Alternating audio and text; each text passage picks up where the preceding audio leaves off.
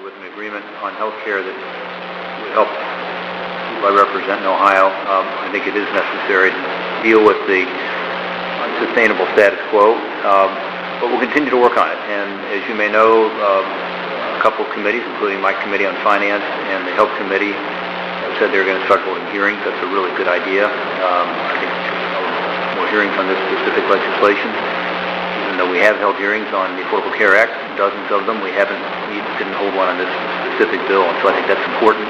And going back through that regular order might end up being a successful way to deal with it, because no one can be happy with the status quo, with rates going up dramatically for premiums, but also deductibles and copays. I do think that there was a pathway forward, which included the amendment that I had included in the package that the Senate voted on. This was the Portman amendment that provided ways to cover people who are leaving Medicaid expansion, and also others who would be low-income Ohioans and low-income Americans who would need access to health care plans that have a relatively low premium, but also have a deductible that's affordable. And so I think we, working hard on it, came up with a solution to that, but we were not able to get the votes to move that forward. And also, of course, I was pleased to see them include the $45 billion that I had asked for opioid treatment. I think that would have been helpful, not just to Ohio, but to the country. And I hope we can revisit that as well, regardless of what we do on health care. Yesterday I was over at General Tool Company in Cincinnati. This is a company that is well known in the community because they've been there for 70 years, but they've really done some interesting stuff recently. I wanted to go thank them and talk to them about what we can do to create a better environment for success there. It's a third-generation business. It's in Cincinnati, right near, it's in Reading, Ohio, right near downtown, and they've got about 250 now highly skilled workers there. They're doing some great things with our military. They were just involved in the launch of the new Gerald R. Ford aircraft carrier, and that was kind of exciting for them and for us in Cincinnati. They actually produced the launching system for the planes that take off from an aircraft carrier, and so they were down at that commissioning. And anyway, we talked about tax reform. We talked about health care. Their costs have gone up dramatically. They've had double-digit increase in their health care costs in the last few years, and they expect it again next year. Talked a lot about skills training. One of their priorities right now is to find workers. They've got 16 jobs open, highly skilled jobs, good pay, good benefits. As you know, I've spent a lot of time on this career in CTE, career and technical education, in high schools. They use that aggressively, but they gave me a lot of good ideas of how it could work even better in Southwest Ohio. And we're incorporating some of that in our legislation on how to reauthorize the Perkins Act to have more effective career and technical education. It's just a crime that we have these jobs that are open and we have so many people looking for work. That skills gap can and should be closed. We also talked about the Regulatory Accountability Act and the importance of keeping regulations under control, and we talked about trade. So it was a good visit. We had a town hall with more than 100 workers there, where I got questions on a number of topics, including the ones I mentioned, but also the opioid issue and more general questions about health care. Today was a big day for the fight against human trafficking. This morning we introduced legislation, bipartisan, about 20 of my colleagues and me. We've already got, by the way, about 25 colleagues now on it, just after hearing about it today. But this is legislation that directly addresses the problem that victims have had being able to get justice based on being trafficked online. This comes out of our 18-month investigation of Backpage.com. Also today, the United States Senate passed my resolution to provide all the documents from our investigation. So all of the permanent subcommittee on investigation documents are now being provided to the Department of Justice. This will be key to Backpage being held accountable. I think our documents and the information that we were able to discover could make the difference in successful lawsuits against Backpage. Meanwhile, we do need to change the law We all know this from testimony we received. There's been a documentary really on this very issue called I Am Jane Doe that some of you have seen. If you haven't, I encourage you to see it. Go on Netflix and find it. But it's all about the fact that all these lawsuits around the country have failed because they've been blocked by a provision of federal law that gives immunity to websites like Backpage, according to the interpretation that these courts have given. In fact, one of the courts, First Circuit, actually has asked Congress, called on Congress to clarify this and to make sure that this immoral activity, as they called it, can't continue, but there needs to be a change in law. So that's what we do. It's very narrowly constructed. It takes a 21-year-old law that was never meant to protect sex trafficking, and it says if you are involved in sex trafficking, knowingly assisting, supporting sex trafficking, that you then would be subject to having victims be able to bring suits against you, and law enforcement sue prosecution. So this is really important because there are so many girls and women who are now being trafficked. We know that it's increased substantially because of the internet. This is the dark side of the internet, in a way, is that the trafficking of kids and women has been growing substantially, including in Ohio. A few weeks ago, I visited a place called Ranch of Opportunity. It's in Washington Courthouse, Ohio. They have girls there between the ages of 13 and 18. Most of the girls there are victims of sex trafficking. And as always happens when I talk to victims of sex trafficking, they talk about Backpage being the place where they were sold. They also talked, most of them, about heroin being involved with this, that they became addicted to heroin, and that's one way that they were dependent on their trafficker. And this bill will help girls like these get justice for the crimes that they were forced to endure, and will help prevent online sex trafficking going forward, which has now become really a national crisis. So anyway, I'm glad that we were able to introduce this legislation today, and that the Senate was able to pass our resolution to provide more information to the Department of Justice. I was supposed to be at Piketon yesterday with Secretary Perry. He had to reschedule because a cabinet meeting was called. I spoke to him over the weekend, and I totally understand that he had to be at the cabinet meeting with the new chief of staff. He has assured me he is going to come out to Piketon soon. We're going to show him the cleanup efforts underway. We're going to look at the infrastructure we have in place for future projects, including new technology out at the Piketon plant. Those of you who follow this closely, you know this, but this is the #1 employer in Southeast Ohio. It's an incredibly important facility for the economy of the area, but it's also really important to our national security that we handle this properly, and that we have a place in America, American-owned, to actually produce enriched uranium. We don't have that now. So I look forward to welcoming Secretary Perry soon. I'm hoping we can do this, even during the August work period. Finally, let me just touch on one other issue, which is the sanctions bill that just passed. We had a number of provisions that we had included in there that counters Russia propaganda and disinformation, and that wasn't the core of the bill. The core is sanctions on Iran, sanctions on North Korea, and sanctions on Russia. But what's happening around the world, not just here in the United States, is that propaganda and disinformation is undermining our allies. It's threatening democracy, particularly some of the fledgling democracies in Eastern Europe. And this sends a clear signal that these actions will now have consequences. So I'm pleased with the sanctions and other policies included, but also pleased that it also enables us to increase our efforts to push back against propaganda and disinformation. And of course, that would include the meddling in our own election, which occurred here in 2016. With that, open it up to your questions or comments on anything.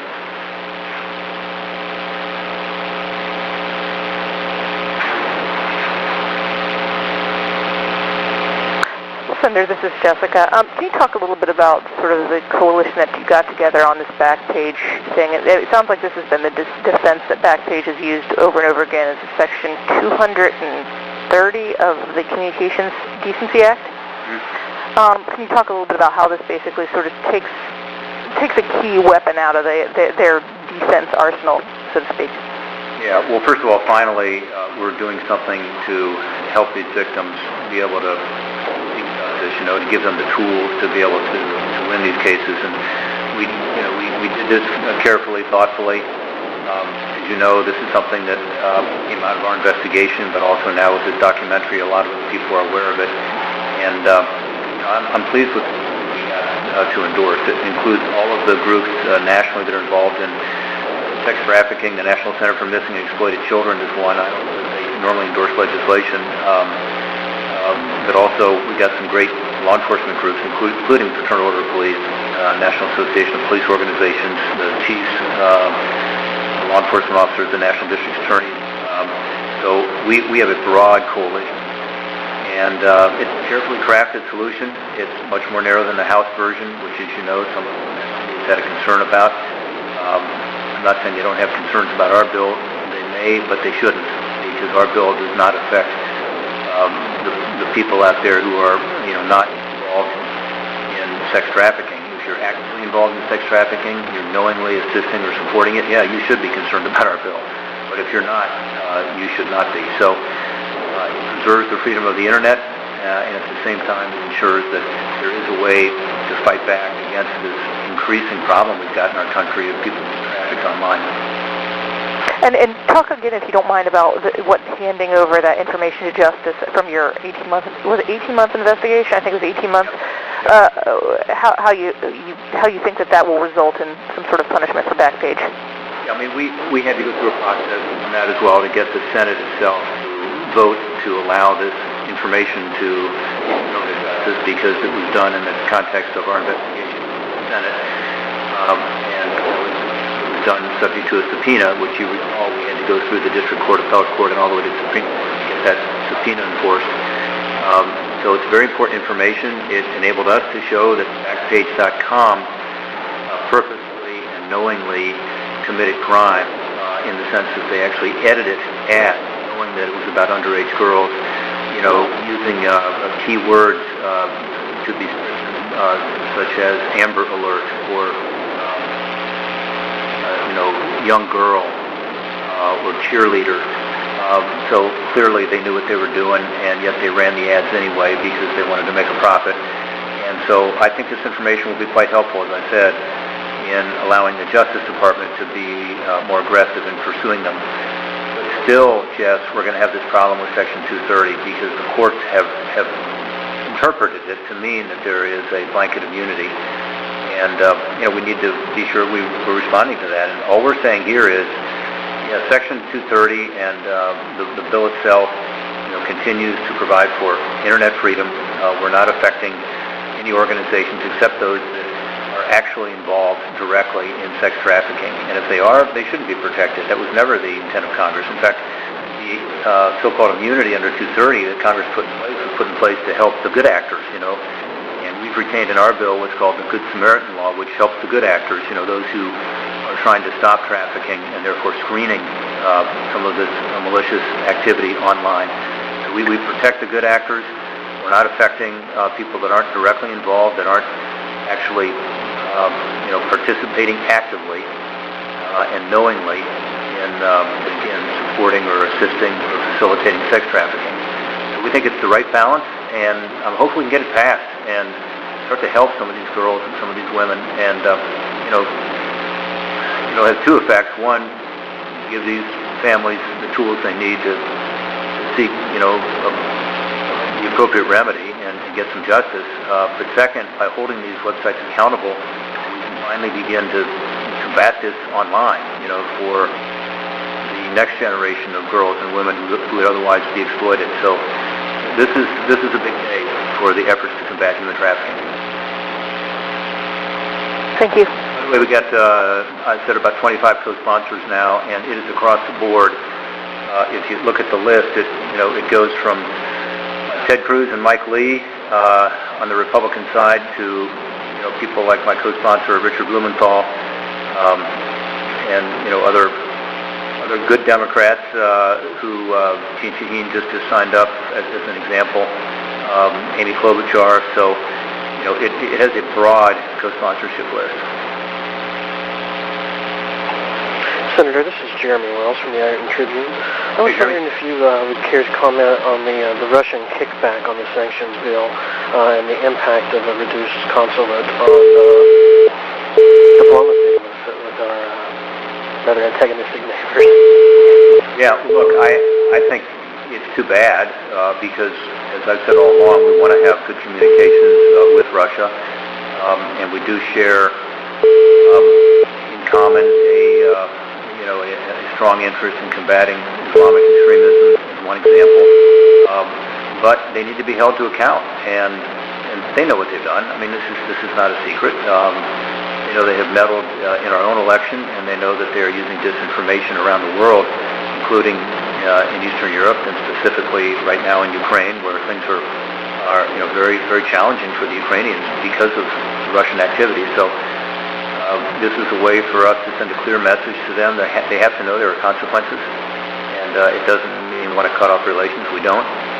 And so I'm disappointed by their response, but because I think communication and a relationship is important to have. They also need to know that we've got to all play by the rules, and they haven't. Thank you. Hi, Senator. This is Justin Weems, the Vindicator in Youngstown. I was just curious with the President's Commission on Opioid epidemic releasing the report this week with several recommendations. As someone who's been involved in that issue, what are your thoughts on that, specifically the recommendation that the President declare a state of national emergency? Yeah, I mean, I thought there was some really strong language in that report. I was happy to see the focus on prevention. As you know, try to keep the fentanyl out.